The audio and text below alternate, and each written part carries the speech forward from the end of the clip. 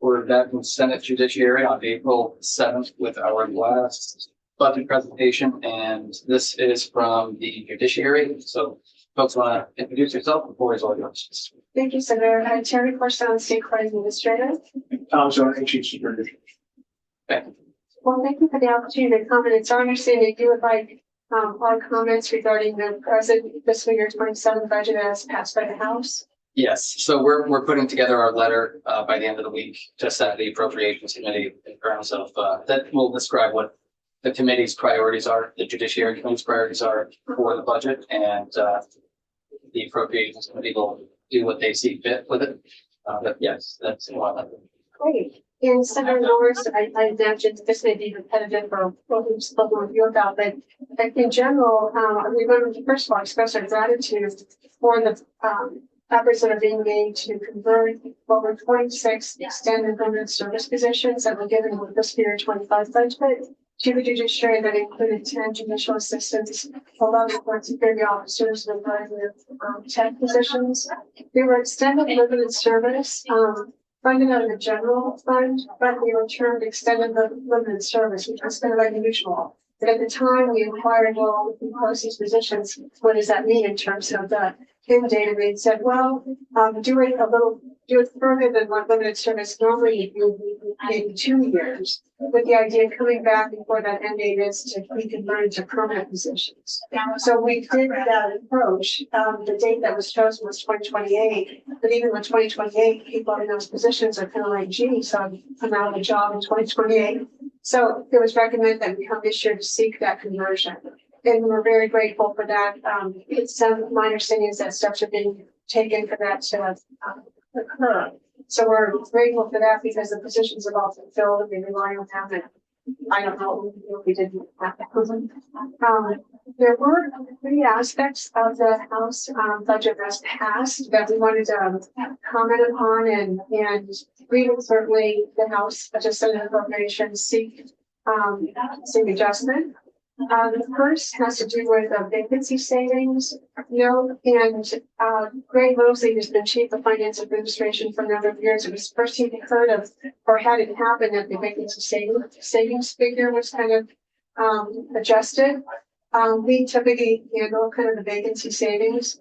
In the current budget, they have the vacancy savings being increased by $285,169. And we would be hard pressed as to where we could find those vacancy savings with kind of the current approaches. If there's a judge or a justice, for example, who were to retire, then, and if that position was left open for quite a long period of time, that's the only way that kind of level of vacancy savings might be achieved, or be like for a full year for one judge to be open. We don't have any control over when judges retire. It's not something that we could manage, for example, to budget for.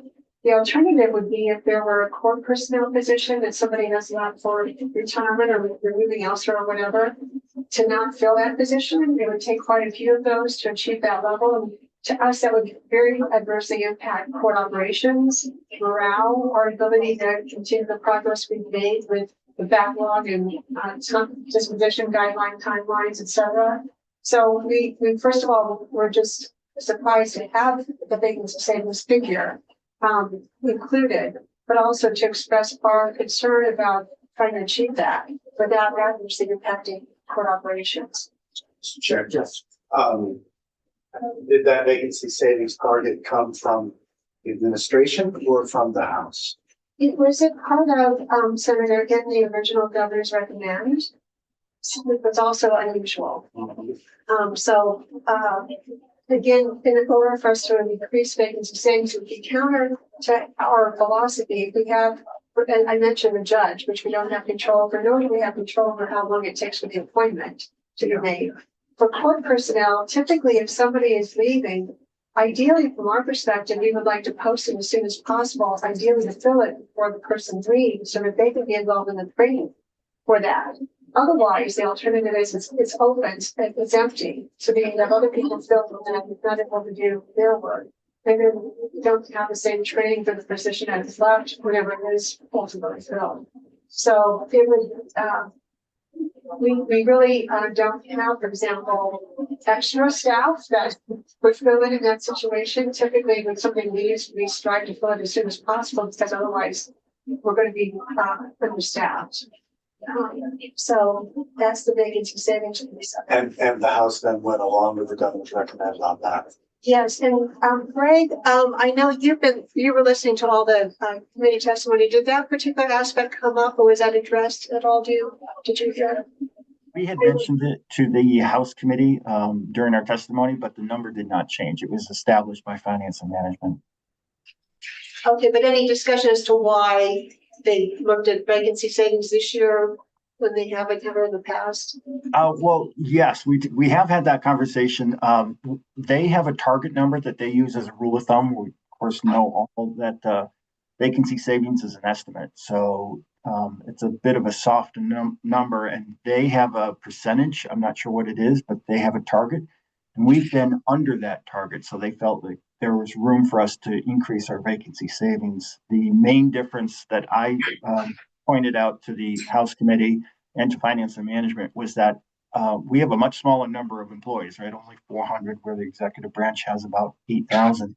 And a higher percentage of our positions have their salaries statutorily determined. So we have a lot of judges and justices. And if there's no vacancies in those positions, we're going to have a hard time reaching this vacancy savings estimate.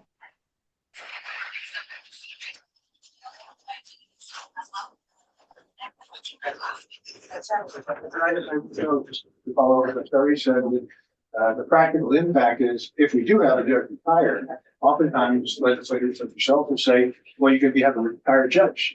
Since you're not paying the judge who's retired, you can use the funds to pay for the retired judge. Well, if you're spoken for here, we wouldn't be able to do that. And that does leave gaps in the system. And as Terry mentioned, it's not like we have extra staff. Your judges, every staff, everyone's working to try to make sure we meet our disposition guidelines and to move on the backlog. So I think there is a real, yeah. So then the second aspect of it is fee for space. And this is money that we pay for the state courthouses. It's based on the square footage.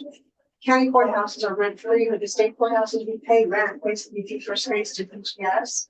And every year they determine that number, and every year there's always a little bit of an increase. That I'm sure there's a formula that maybe for cost adjustment, whatever. But this year, and typically that figure is met. This year, there was an increase of 427,576 in our total fee for space number, but the budget doesn't cover all of it. Left a shortfall of $218,117 that wasn't covered. We have no kind of explanation for that, but that's supposed to come out of our budgets somewhere. But that was the other aspect of it. Quick question. Will you also be able to provide us with a written testimony? Yeah, in fact, I had prepared this for Senate Appropriations, and I wanted to have it forward to you all. Fantastic. Thank you. Okay. Sure. And then the third has to do with actually sheriff contracts. And the sheriff contract that was budgeted last year was $54 per hour. And then it turned out that the negotiated contract rate, sheriff contracts are negotiated in the summer starting July 1st, was $57 per hour. And we had gone to the Budget Investment Act for the differential last year. We included the $57 per hour in the budget this year. But the amount that was included in the fiscal year 27 budget includes an increase of $250,000, but that's not enough funding to cover the $57 per hour rate. And there's a deficit of $338,566 there. So that's another example of monies that we probably have to pay the sheriffs, but it's not included in the budget. So the total of those three aspects is $766,142, which we're asking that be covered so that we would be able to pay the bills. And not really knowing where it would come from otherwise. The bulk of our budget is made up of kind of fixed costs, if you will, salary and benefits, fee for space, IT, and the security contracts. The amount of the budget left after that is basically 7%, and that covers court services like GAL expenses, interpreters, jury pay, mediators, and then the security system and training. So to make up that amount from the court services, that would be impacted. So you don't have control over the other, it's kind of given by the we did ask for 4 new positions dedicated to training, 1 help desk position, and then not a position, but contract to pay for the project director for the Mental Health and Courts Commission, who's funded by a grant, but it's one of those grants that they haven't come out yet. We ideally, when it comes out, we would apply for monies to cover it as well, but it's one of those kind of up in the air. We don't know what the status is and stuff like that. So we didn't receive any of those positions. We understand all the challenges that are facing the budget in the legislature. So we're basically seeking the monies that are resulting in a shortfall that we're going to have to make up somewhere. Otherwise, we don't know where. So that's our kind of comments regarding the budget. I know also that you all are probably familiar with, the sheriffs are asking for, we're looking at the $57 per hour, that's this year. They're looking for actually $75 an hour. The differential there is 1.9 million, which we don't know where that's coming out, but we'll just make note of it because it's not expected. They're going to definitely receive more than the $57 per hour that the budget was based on. So time will tell, but I guess make note of that that's on our horizon. It's part of our budget. It's a pass through to the sheriffs that's included in our budget. So just also that. Thank you. Potential shortfall, likely shortfall. Committee, any questions? Who's my contact hospital that you deal with? House appropriations. Oh yeah, that was so sorry. Thank you. That was, They want. yeah, sorry about that. Okay, go forward to summary then memo that was sent to the appropriations. Thank you. Thank you for letting us know. Absolutely. Okay, so that wraps up today. We can go up.